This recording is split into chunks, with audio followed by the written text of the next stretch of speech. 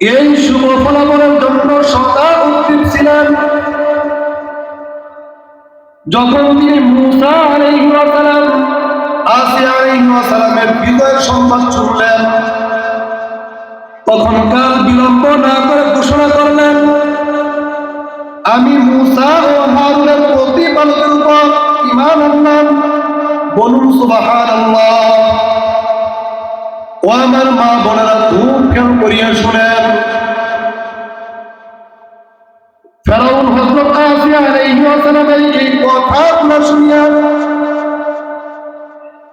আল্লাহু আকবার জান্নাতকে ডাক দিয়া বললেন, হে জান্নাত, আসিয়ার মাথার উপর বিশাল এক পাথর ফেলাইয়া দাও। আসিয়া যেন পাথর আগের ছিন্ন ভিন্ন হয়ে যায়। বলুন নাউযুবিল্লাহ। অতঃপর হযরত আসিয়া আলাইহিস সালাম আল্লাহ তাআলার কাছে প্রার্থনা জানালেন। ফলে আল্লাহ তাআলা তার প্রার্থনা কবুল করিয়া নিলেন। আরে আসিয়া আলাইহিস সালামের রূহটা কবজ করলেন। এরপর তার মাথার উপর পাথর পতিত হলো। ও মা, দুনিয়া কিছু না, দুনিয়াতে থাকার জায়গা না। হযরত আসিয়া আলাইহিস সালাম আল্লাহু আকবার রাজত্ব ত্যাগ করছে, ফেরাউন স্বামীকে ত্যাগ করছে, রাজরানী ছিলেন সব ত্যাগ করিয়া আল্লাহর উপর ঈমান আনছে। হযরত আসিয়া আলাইহিস সালামের ঈমানের বিষয়টি বহুকাল পরে ফেরাউনের কাছে যখন প্রকাশ পেল,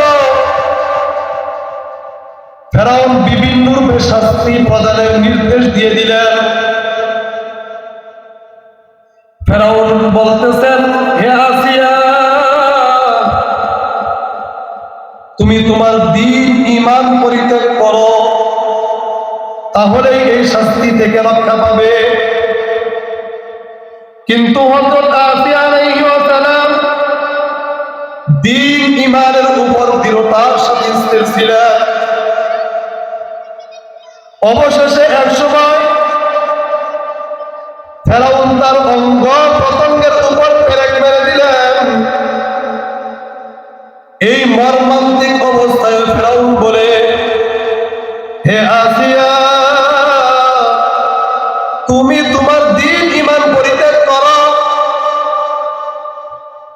হযরত আসিয়া আলাইহিস সালাম বললেন, হে ফেরাউন, তুমি আমার অঙ্গ প্রত্যঙ্গের উপর তোমার ক্ষমতা প্রয়োগ করতে পারো,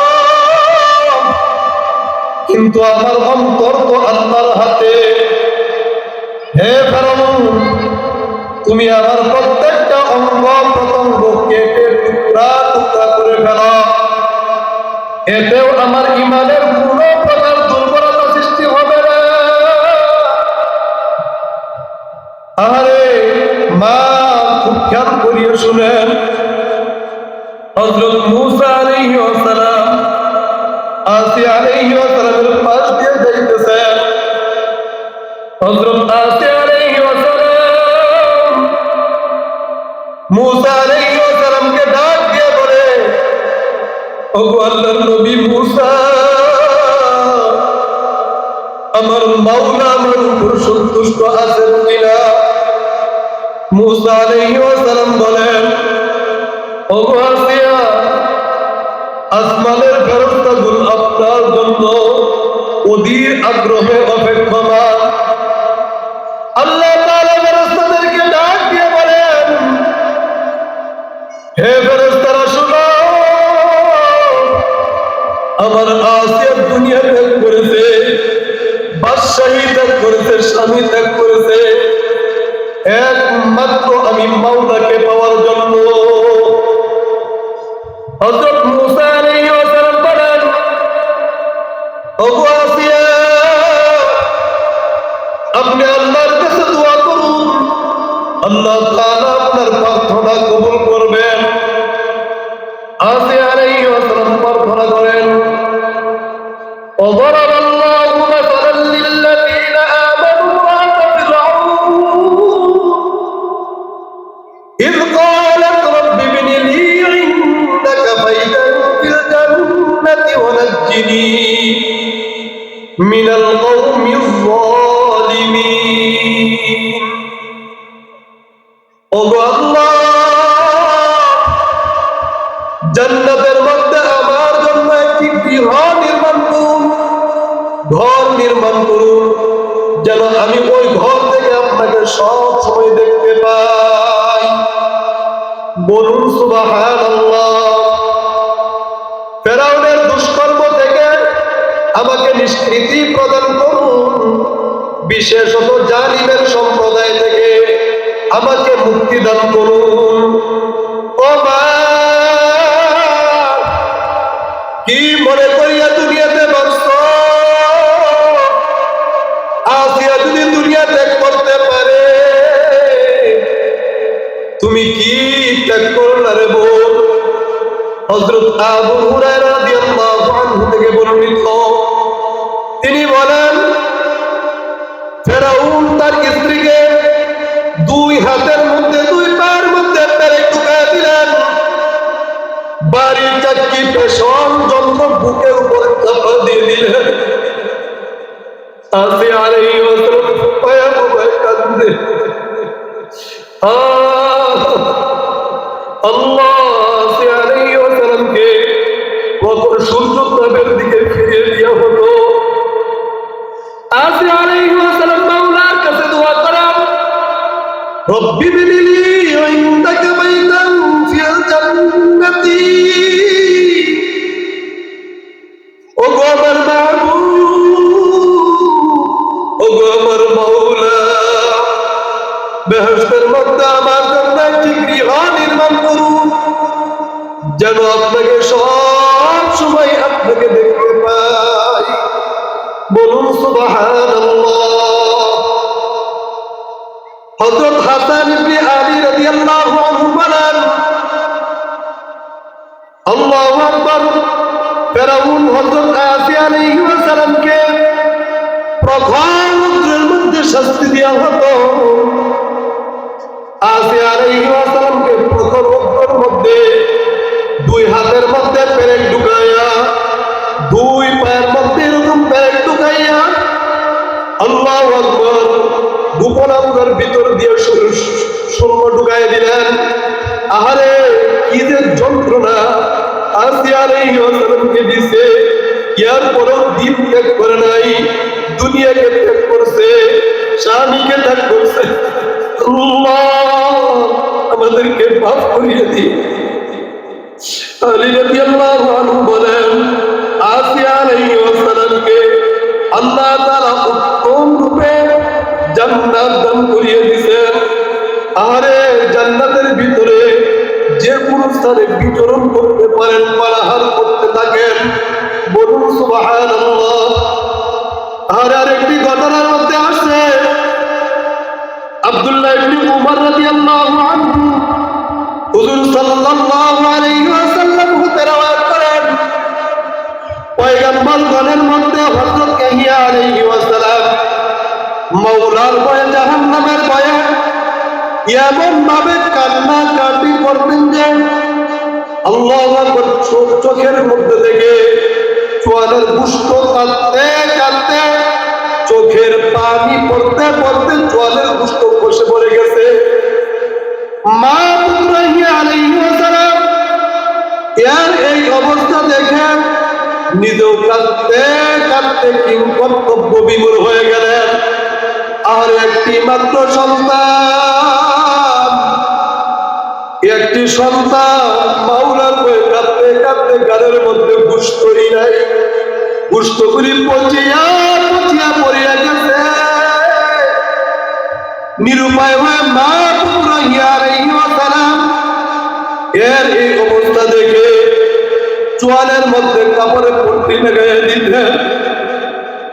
এক পর্যায়ে ইয়া আলাইহিস সালাম এর কখন কোন অবস্থা হয় তার প্রয়োজনীয় ব্যবস্থা গ্রহণ করা তার মায়ের মৃত্যুর কর্তব্য হয়ে দাঁড়িয়েছিল। মাওলার ভয়, জাহান্নামের ভয় দিলের মধ্যে থাকতেই কান্না শুরু হয়ে যাইত। আরে কাঁদতে কাঁদতে চোখের পানিতে তোয়ালের বুঝতে পট্টিগুলি ভিজিয়ে যাইত। এরপর মা কাপড় পট্টি সয়া দিয়ে আবার নতুন কাপড় পট্টি লাগাই দিতেন। মোট কথা দিনে রাতে কয়েকবার তার মায়ের এরূপ পরিশ্রম করা লাগত। এদিকে হযরত জাকারিয়া আলাইহিস সালাম মাত্র একটি সন্তান। ইয়াহইয়া আলাইহিস সালাম, হযরত জাকারিয়া আলাইহিস সালাম বয়ান করতেন, সব সময় আযাব গজবের বয়ান করতেন। এই কারণে ইয়াহইয়া আলাইহিস সালাম বয়ান শুনলে মজলিসের মধ্যে বেহুশ হইয়া পড়িয়া থাকতেন। হযরত জাকারিয়া আলাইহিস সালাম বয়ানের মধ্যে মজলিসের মধ্যে বসে যখন আলোচনা শুরু করিয়া দিলেন, ইয়াহইয়া আলাইহিস সালাম একটা চিৎকার দিয়ে বেহুশ হইয়া জমিনের মধ্যে পড়িয়া গেলেন। হযরত জাকারিয়া আলাইহিস সালাম বয়ান বন্ধ করিয়া দিলেন। ঘটনাক্রমে হযরত আল্লাহু আকবার ইয়াহইয়া আলাইহিস সালাম পিতার ওয়াজ শ্রবণের আশায় চাদর মুড়ি দিয়ে মাহফিলের মধ্যে বসিয়া রইলেন। হযরত জাকারিয়া আলাইহিস সালাম জাহান্নামের বিভিন্ন আযাব গজব সম্পর্কে আলোচনা করা শুরু করিয়া দিলেন। আলোচনার মাঝখানে বললেন, কিছুক্ষণ পূর্বে জিবরাইল আলাইহিস সালাম আসিয়া আল্লাহু আকবার আমাকে বলে গেলেন, জাহান্নামের তলদেশে সাকরাত নামের গর্ত, গাজবান নামের পাহাড় তৈরি করে রেখেছেন। এত দুর্বল শাস্তি হতে রক্ষা পাওয়ার জন্য মাওলার ভয়ে, জাহান্নামের ভয়ে কান্না কাটি ছাড়া কেউ নিষ্কৃতি পাবে না। এই কথা শোনার পর আত্মগোপনকারী ইয়াহইয়া আলাইহিস সালাম একটা চিৎকার দিয়ে জমিনের মধ্যে বেহুশ হইয়া পড়িয়া গেলেন। হুশ ফিরার পর মাওলার ভয়ে, জাহান্নামের ভয়ে আল্লাহু আকবার জঙ্গলের দিকে চললেন। আল্লাহু আকবার জঙ্গলের দিকে ছুটলেন। এদিকে অন্যান্য উম্মতের মধ্যেও আল্লাহু আকবার প্রতিক্রিয়া শুরু হয়ে গেল। ইয়াহইয়া আলাইহিস সালামের পিছনে পিছনে সমস্ত উম্মতগুলো কাঁদতে কাঁদতে বেকার হয়ে গেলেন। পিছনে পিছনে ছুটলেন। দীর্ঘ পথ পাড়ি দেওয়ার পর যখন হাল চলিয়ে আসলো, হালত ফিরিয়ে আসলো, সমস্ত উম্মতগণ কাঁদতে কাঁদতে আবার মাহফিলে চলে আসলেন। আসিয়া দেখেন জাকারিয়া আলাইহিস সালাম মিম্বরের মধ্যে বেহুশ হইয়া পড়িয়া আছে। আর সমস্ত উম্মতগণ সেবায় যত্নবান হলেন। এদিকে সম্মানিত মা পুত্র ইয়াহইয়া আলাইহিস সালামের এই অবস্থা দেখিয়া আল্লাহু আকবার কাঁদতে কাঁদতে বেকার হয়ে গেলেন।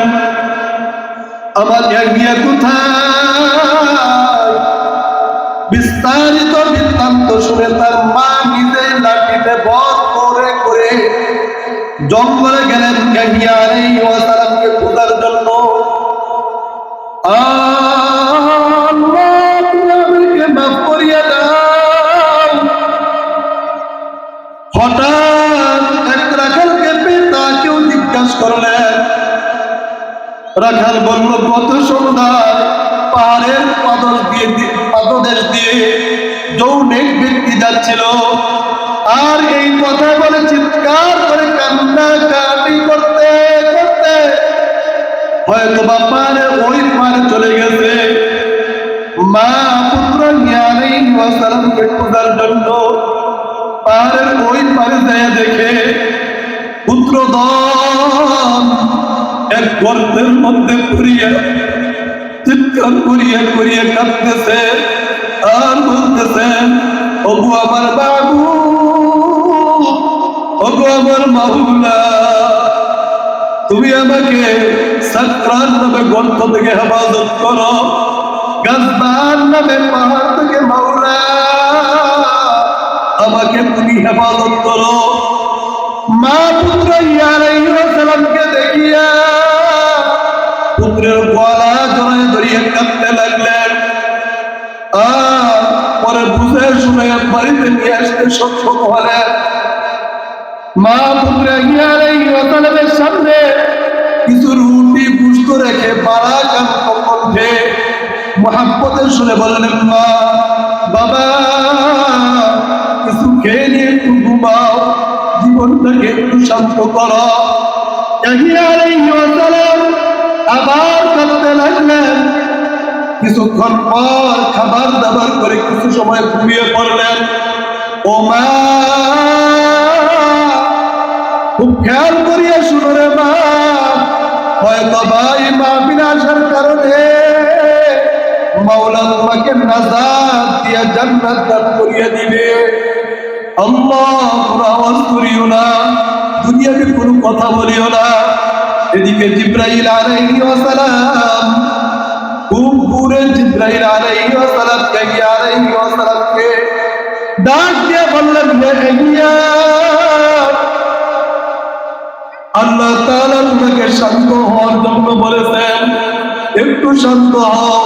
তুমি তো বেকুল হয়ে গেছো, তুমি তো মাওলার প্রেমে পাগল হয়ে গেছো, একটু শান্ত হও। হে প্রিয় ইয়াহইয়া, তুমি যদি মাওলার জান্নাত কোনো সময় দেখতে, তবে কাঁদতে কাঁদতে তুমি জান্নাত কামনা করতে করতে মারা যাইতে। হে প্রিয় ইয়াহইয়া, তুমি যদি মাওলার জান্নাত কোনো সময় দেখতে, তবে কাঁদতে কাঁদতে তুমি পানি হয়ে মারা যাইতে।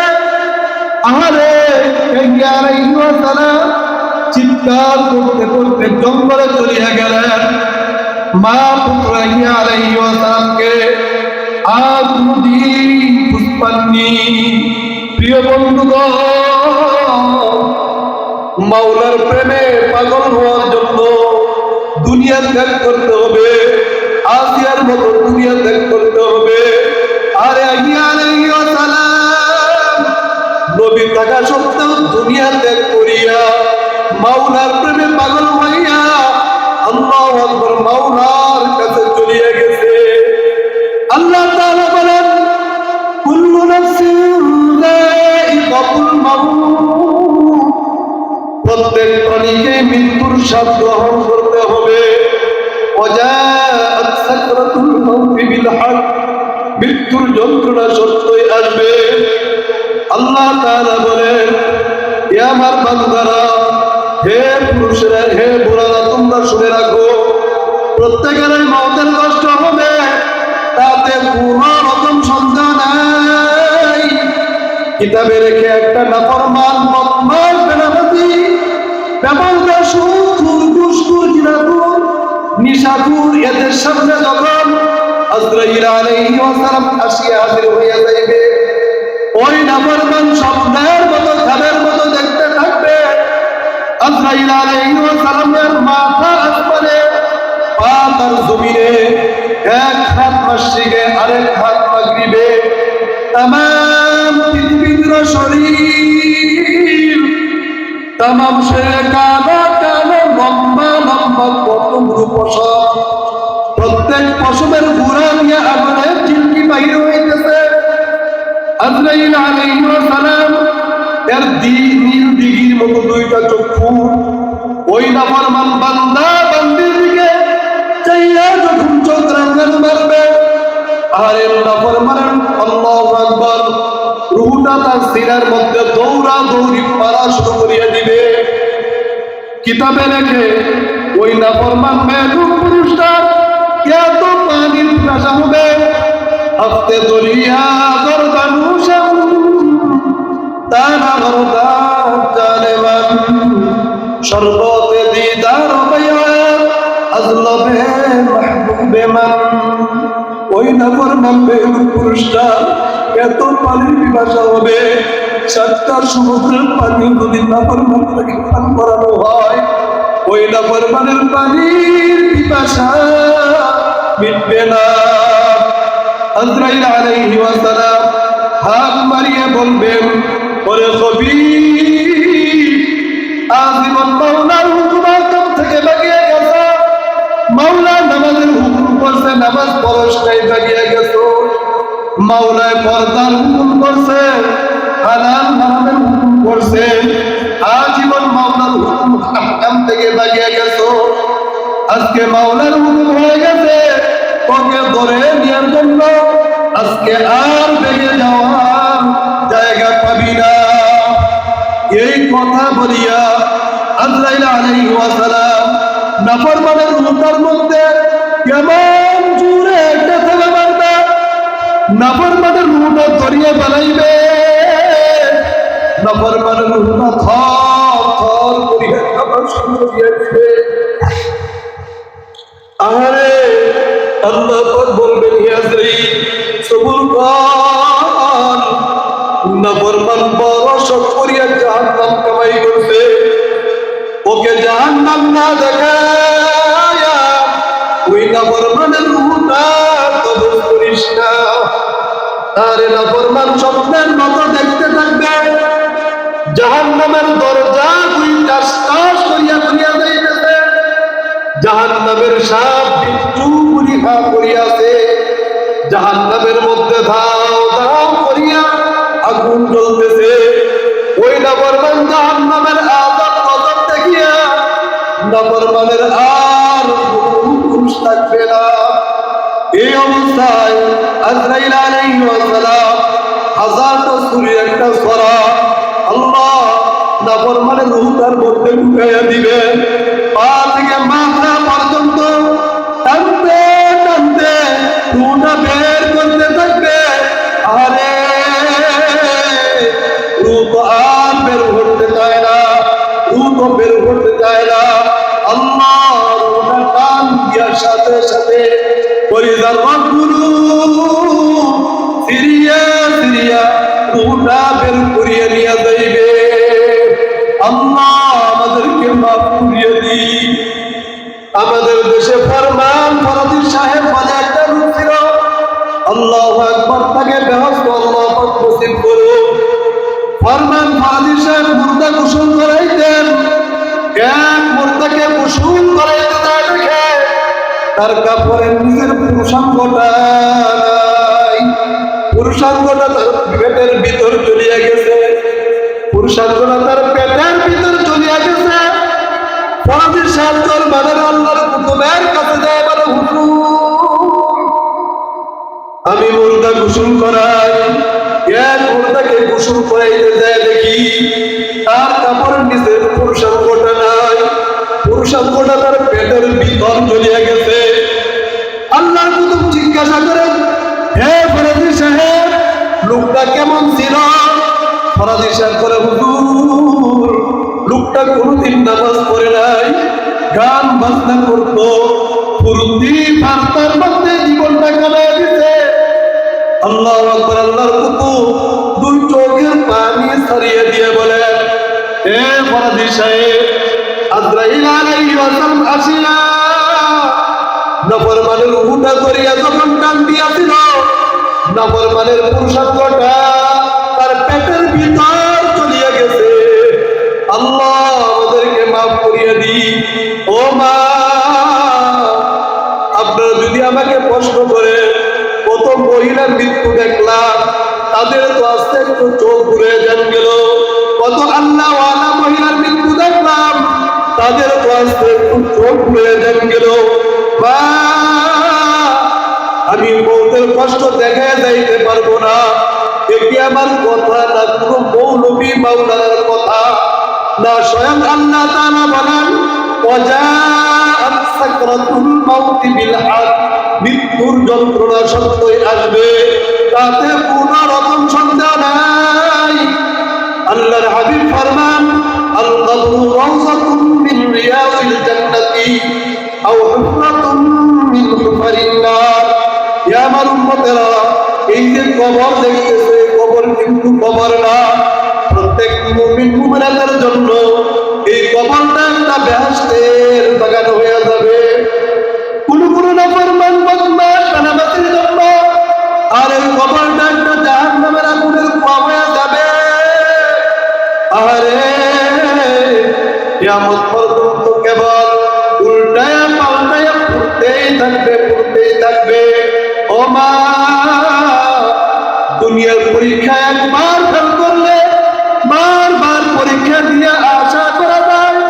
দুনিয়ার মামলা নিম্ন তুলতে এড়িয়ে গেলে আবার আপিল করিয়া দিবার আশা করা যায়। কিন্তু খুদা নাখাস্তা গুনাহগার হইয়া মাওলার নাফরমান হইয়া যদি কবরে যাও, ওই কবরের মধ্যে 99টা সাপ জমা হয়ে যাবে।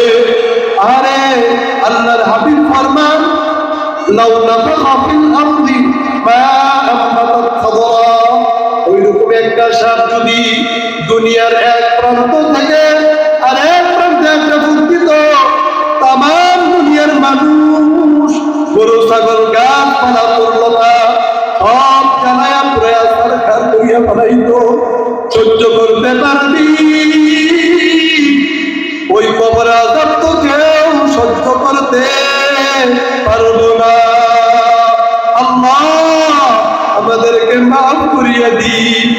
আল্লাহর হাবিব ফরমান, কোন নাফরমান বদমাশ বেনামাজি বেপরদা সুদ ঘুষ জিনাকুর নিশাকুর ওই নাফরমান মেয়ের পুরস্কার কবরের মধ্যে আল্লাহু আকবার, নাফরমান বদমাশ বেনামাজির কবরের মধ্যে অন্ধ বয়রা ফেরেশতা মাওলায় পাঠায়া দিবেন।